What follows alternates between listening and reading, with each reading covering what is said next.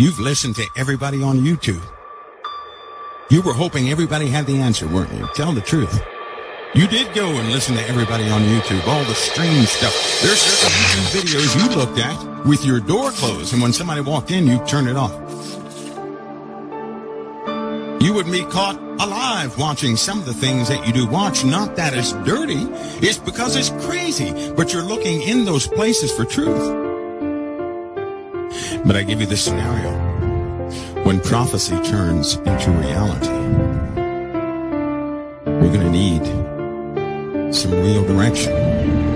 You're going to need a bigger boat. We could potentially go totally off the rails tonight, really. I know I've said that before, and I haven't really gone off the rails. It might actually unleash tonight. Have you guys ever contemplated doing something and where you knew a time would come where you'd have to state something that would make you look like a maniac, and it didn't really matter because normally when I speak, 5 people actually hear and 1,500 are angry, so they get angry at me every time I speak. But that's okay, so long as it's truth, right? But there is a truth. One day, you know yourselves, you're going to have to try it. You're going to have to tell it to somebody. It's the truth you never want to speak of, but you were given that truth and it's yours, and you're the only person that can give it, but you don't want to give it. You question that truth yourself. But there comes a point in time where you have to talk about it. My time is approaching faster than I would like it to. There are certain things that the world is looking forward to I am not looking forward to. I'm not looking forward to. Most people think that diversity in this country makes it a wonderful place. I do not think diversity makes it a wonderful place. I think freedom does. Not the freedom as they have defined it either. See, we're not going outside, and we don't have a military escort stopping your car and throwing you in jail because you want to go to church. When you log on to any website that's religious, you don't have anybody breaking down your doors to take all your computers and put you on a train. You don't have that, right? So we have freedom. That's what makes this country great. Well, I know it's strange because people can complain. I don't like complaints. They do all sorts of things.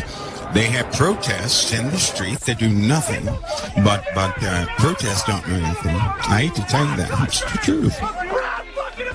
Protests are people getting together venting, and it doesn't work. It really doesn't. Because you have to have moral people running the system for a protest to actually work. Nobody cares if somebody else throws a protest. But they do care what the world thinks about them. Well, we may talk about that since you're protesting. 5 days later, nobody's talking about it. Hey, whew, that's over. We sure got them. Let's tell them we'll do it as soon as we can. Talk about it every 6 months, and they'll believe it all the way until I get out of office. Let's do that. That's the way it really works. All the while, a true nation has been forming. Now, tonight's topic, we're going to get into parts of a delusion of epic proportions. I'm telling you right now, your parents were in a strong delusion. Your parents' parents were in a strong delusion. You know it's a delusion because people right now do not believe that delusion has come. Number one, they changed it. They say great deception. That's not what it is. There's a difference between a deception and a delusion, two different things. A delusion is something you accept as reality, as being real. That's just the way it is. And I'm telling you, that delusion has begun a long time ago.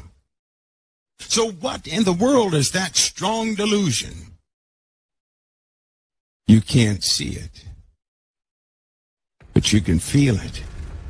Because in your soul of souls, you keep saying to yourself, well, something is off. You've listened to everybody on YouTube. You were hoping everybody had the answer, weren't you? Tell the truth. You did go and listen to everybody on YouTube, all the strange stuff. You would be caught alive watching some of the things that you do watch. Not that it's dirty, it's because it's crazy. But you're looking in those places for truth. Huh? You know something is wrong. You're trying, you've got all of you have your fingers stuck up. And you're saying, I want to put my finger on it.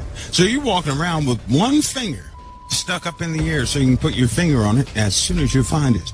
You've been on a hunt for many years trying to find out what in the world is wrong. But nothing has ever settled it. Nothing. Because no one dared come forth to say it. Or did they? Let me give you an example of just how fast we forget, all of us who look at the strange happenings of the earth. Can I do this just so you guys understand what I'm saying? Because people have uttered things and you can't remember. I'm going to show you how that works. Can I demonstrate to you how that works? Everybody listening, I need to demonstrate to you just how fast you can forget and just how much you can accept a big, huge lie and be fine with it. You ready? Are you guys ready? Because you were blindsided. You thought nothing about it. Something happened a long time ago in view of everybody who wanted to see. They told you a big one. Okay, here it is. It was advertised. It was marketed. It was told on television, hey, don't miss the big event of something smashing into the moon. You guys remember that? Who remembers that? How that they were going to crash something, cause an explosion on the moon. Do you guys remember that? Do you remember that? Huh? NASA now has a new plan for the moon. They're going to bomb it tomorrow morning. Thank you very much. We have an announcement to make. On July 4th of this year, America will blow up the moon. Do you see? America can, should, must, and will blow up the moon. And we'll be doing it during a full moon, so we make sure we get it all. The greatest dream of a high school experiment you could have, and we're doing it to a little piece of ourselves to understand what it might be telling us about the history of water in the solar system and how the moon really works. Do you see? Do you see? Yes, I see. That was during the Obama administration. Do you remember? They had it on commercials and television. In fact, when they made that announcement, I said, boy, they're getting bold. They just, tell people anything. If there's enough water there, you can use it for rocket fuel to come home. You can use it for water to drink, or you could split it to make at least oxygen and bring some nitrogen. So it's called in situ resource utilization. That's NASA speak for using stuff that's there. And then the reaction from the public was astounding, right? It was astounding. Everybody said, oh, that's boring. That's what they said. That's boring. Are you kidding? This is what they did. Hardly any viewers saw that. Now, they told people something. Nobody wanted to see it. They didn't care about it. It exploded. They showed it on television the next day, reported that on the news, and the ratings went down. That's what happens when you tell a truth. And then people came up with their own definition, and so finally they laid in that saying, well, they achieved what they want to achieve, and you didn't hear about the story anymore. Most people forgot it, didn't they? Didn't they? Here's the funny part. It was recorded. Many people had recorded that episode themselves through their powerful telescopes and actually saw it. A lot of people at one time recorded that, but nobody wanted to see it. That is so funny. Now, why would you send something up there to explode? Here's the funny part. They send something up there to blow the topsoil away, so they say, on the moon, right? To blow it away so they can analyze the fragments that shoot up in the air. That was their excuse. Now we have a lot of permanently shadowed craters on the moon which contain hundreds of tons. It's been estimated on the North Pole alone, 600 million tons of water. That's enough to make 1.2 trillion pints of Guinness. Okay? Now, just think if we had that. Not that we could drink it all, because we don't need it so much for drinking. But what we do is we split it apart, we get hydrogen and oxygen, and those are our two major rocket fuels. So when we leave the Earth, 85% of our mass is gone because it's rocket fuel. We get to the moon, we got an empty gas tank. Okay? And we fill up with our hydrogen and oxygen. We now have a filled gas tank. We can go boom, we can go to Mars, we can go wherever we want. Now, listen, folks, that was their excuse. So in other words, what I'm telling you, there was no planning, right? All of a sudden one day, hey, we've sent something up there. And what we're going to do is crash it into the moon to see what particles come up. And the public bought that hook, line, and sinker, save for those who were fixated on the very spot where it exploded. And then they had real cool video of something. And they were never allowed. See, they were posted on YouTube, and YouTube took them down within 15 to 20 minutes. Nobody could actually post what they had recorded from many different vantage points. They took them down 15 minutes. They were gone. Well, if it's so, so mundane, why would they take them down? It didn't show anything, did it? Or did it? Some of the shapes, as I said, some of the buildings were very tall. There were spherical and domed buildings, There is a stunning three-dimensional girder-like geometry, a scaffolding, rebar, a structural matrix standing above the moon, anchored to the surface by a set of slanted buttresses. The geometry is perfect, meaning it absolutely is consistent with what constructional techniques would be there if you had built something miles high above the current surface of the moon. How did YouTube respond so fast in 15 minutes? Because they were waiting for anybody to post the videos, that's why. Why didn't they want you to see somebody else's vantage point? Because it's connected to the moon. That big object in the sky you've seen all your life and you still don't know what it is. That thing. The thing that's covered with dust and stuff like that, and you think it's dead, that thing, you know nothing about that thing. And then they scrubbed it from everything. There are specific sites you can go to go look into all the missions they have, and I can assure you the data is missing. Isn't that funny? The real data is gone. I mean, they just scrubbed the thing. It went out of your memory. And now, guess what? People really buy those. They were just looking for, see if water was up there. Isn't that funny? I mean, come on. We've had things go to Mars, and they told us about every single launch because they bragged on themselves. They didn't brag on this one, did they? They mentioned it quickly. And it happened quickly. Now, we all know NASA does not work that way, don't we? They don't do anything quickly. What is wrong with us? All of a sudden, they do something that really doesn't mean a hill of beans, and they do it quick. All of a sudden, quick, right? And everything works right, and they achieve it. They've done everything slow and had problems with everything.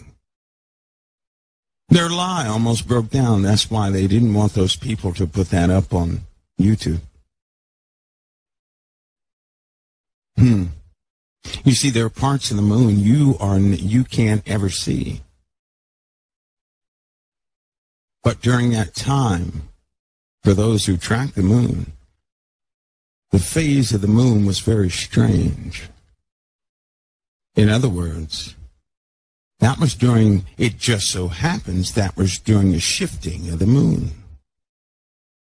Now, when I say a moon shift, that means the same side that faces us was not facing us that time. It was tilted just enough to see something else. And when that explosion went off, well then, it's what happened afterward. They didn't want anybody to see, because it was quite blinding after the explosion. So what are we missing here? Something is missing. Anybody familiar with Operation Argos? Starfish Crime? These 1960s and 50s operations of what they were doing in the high altitudes of the atmosphere. Some of you who have worked in certain areas, this is part of your history. You know about them. You've been briefed on them. But that has to do with what we're going through now. All of this is part of the delusion.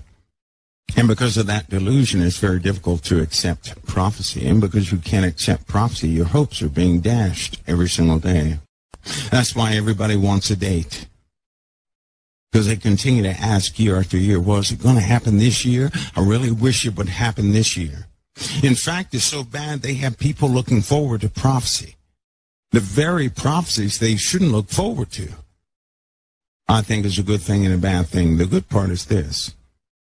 They really want to get out of here because they see the darkness. The bad thing is this. They have no idea what they're asking for.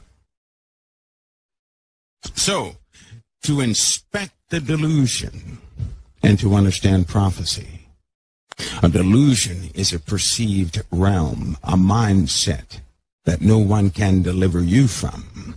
A delusional person does not know they are delusional. So if somebody's walking around and they don't tell you, but in their mind they think the sky is pink, there's nothing you can do to change that. I tell you, it's been going on for a long time. What about the maps that were found in Babylon that depict the continents of the earth back then as they are now with the same accuracy? How about that? Oh, they didn't tell you about that? Oh, I'm sorry. Yes, they had global maps just like we have. Of course, in a catastrophe, all the minerals and everything else are going to go back into the earth, and the only thing that will maintain is a stone. Metals will be consumed. That's why there are rust marks all over the stones. Hinges, right? Laser precision. We're just foolish enough to believe in evolution, so we say, well, surely they didn't have a laser. They didn't have that cutting ability. So it seems like all the evidence was washed away and highly kept. They keep it secret, don't they? They keep it all secret. That's why they're the first ones at the site, and then we get to see after they dug it all up. It'd be nice to see an archaeological dig from start to finish, wouldn't it? Of course, you can't go near those places because you're not cleared to be in those places. They never show you that. They show you the aftermath after they grabbed everything interesting. It is so funny with the pyramids because I remember a long time ago when they were digging in certain pyramids, here's what they said. Well, we have a couple things here, a couple things there, a couple things there. Right? Just recently in 2011, here they pop up with all these other artifacts that they told us were in Iraq. I thought they found them all. I thought they shared it with the world. What were they doing in Iraq? Why were they being traded all over the world? And then once they were stolen, then they began to talk about it.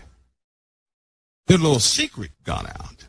Just 2 days ago, the police again arrested 3 criminals, another 3 criminals with 5 objects. Now we are missing 37 objects from the museum. I hope that all the authorities in Egypt will cooperate in order to repatriate our missing artifacts. During that time, the UK and America were at odds on a few things because they have one ideology. They're going to fool you big time. Because anything out in the open is not how they're going to do it. Now, what is more plausible? Let's just talk about some things here. There's one thing nobody questions. but they question everything else. People question the fallen angels. People question spirits and ghosts and goblins. People are seeing Bigfoot and everything else. These things in many forms, they question everything. They question your morals. They question your beliefs. They question everything. But what's the one thing they don't question? They don't question their delusion. A person who is delusional will never question the delusion, but they will question everything else, including reality. He never questioned the delusion.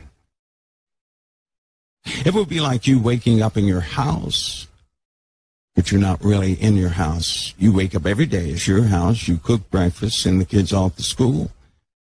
But in truth, that's not your house, right? If it were true, that's not your house, but somebody made something to look like your house.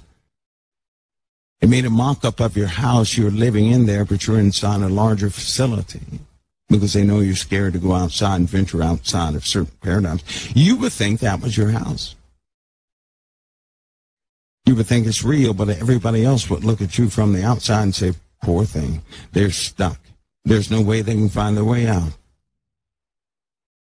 Half of your circumstances are delusions. They're not even real. Let me give you an example of that. How many times have you worried about the end result of your circumstances? And then 5 years later, you found out you were worried about nothing and you truly wasted your time. You could have been doing things instead of worrying. How many have done? I've done that so many times. Sit up and worry about something, and then after it's all over, you say, well, I just wasted time worrying. That was ridiculous. You were caught in your own delusion. When you're worried about something, you cease to do everything. Worry itself is a delusion. It's one of the doors into the strong delusion. That's why I don't like worry. I don't like worry as unfounded, period. It has never been justified, nor will it ever be. And again, a delusion can never be observed, can it? Or it wouldn't be called a delusion. Right? Is it not delusional to waste your time in worry and tears and starve yourself and everything else, but then 5 days later that same thing you were worried about never transpires? Or the ending is nothing like you had imagined?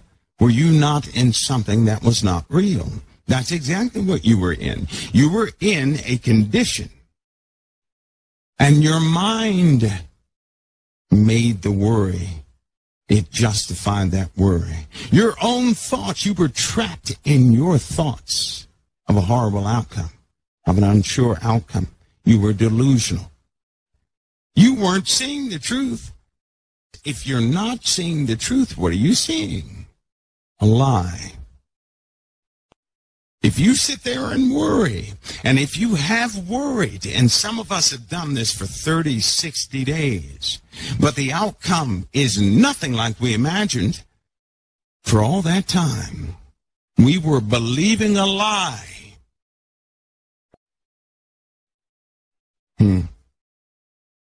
So we have already done that.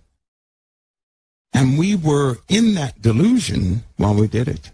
Now, examine this. When you're worried about something, how hard is it to break that cycle of worry? It's not easy, is it? It is not easy, is it? It's not easy. You know and I know the only way to break that worry, certainly over financial things, is to have finances in your hand. It's the only way to break it, right? Listen to me close. When a person is worried over financial situations, what breaks the worry is to have money in their hands. That's why you pray, Lord, please handle this, and somebody puts money in your hand, and you say, praise the Lord, it's done. Thank you, oh, baby Jesus, for giving us am I right or wrong? Am I right or am I wrong? Am I right or wrong? Am I right or am I right or am I right? Right. I would love to stand here and talk with you, but I'm not going to. We do this all the time, don't we? We do stuff like that all the time. So he's breaking the cycle. Why? Because that's part of the delusion.